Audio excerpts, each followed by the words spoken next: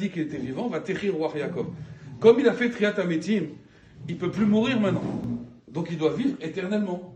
Comme au moment de Matan Torah. Au moment de Matan Torah, les Israéliens ont écouté la voix d'Hachem, ils sont morts. Il les a fait revivre, c'est fini, ils ne peuvent plus mourir. Après, ils ont fait la faute du veau d'or. Mais sinon, ils deviennent éternels.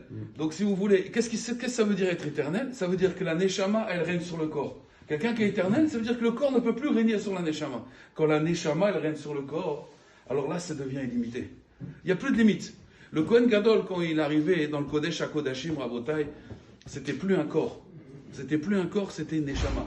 C'était une Neshama qui arrivait à voir les choses et à entendre les choses.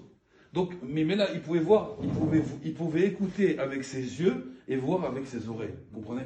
Ça, c'est la Mahala du Kohen Gadol. Et ça, Rabotai, c'est la Avodat Hashem qu'on doit essayer de faire. Déjà, à notre niveau, d'essayer de faire régner la Neshama sur le corps. Quand quelqu'un il arrive à faire régner la Neshama sur le corps, il arrive à faire des choses extraordinaires. Tout le problème, c'est que quand le corps règne sur la Neshama, alors on est limité. Alors ça s'appelle la mort. Puisque la mort, c'est quoi? C'est le corps qui va maintenant mourir, les cellules vont s'arrêter, et ça, c'est la mort. Pourquoi il meurt? Parce que la Neshama, elle n'est pas sur les têtes sur le corps. Pinchas, il est resté éternel. Pourquoi?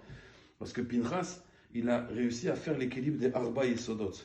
Des Arba Yesodot, Pinchas, il a réussi à faire cet équilibre-là, il est devenu éternel. Donc, Rabotai, Hashem, c'est sûr que les vêtements, vous allez me dire, les vêtements, de toute façon, c'est pas important, c'est pas chachouv, mais en réalité, on sait que l'extérieur, il influence sur l'intérieur. Donc, c'est pour cela qu'on mettait ces vêtements-là. C'est pas, bien sûr, c'est pas tout dans les vêtements, c'est pas parce que je vais mettre une kippa ou un chapeau que je vais être religieux, mais l'extérieur, il influence sur l'intérieur. Si on comprend les vêtements du Kohen Gadol, alors on comprend, nous aussi, pareil, que chaque juif, il doit penser tout le temps à Hachem. Lui, il avait les cloches, nous, on a les taïd katan, de penser tout le temps à Kadosh Baruch Hu, d'être en connexion toujours avec Kadosh Baruch Hu. Pour mettre juste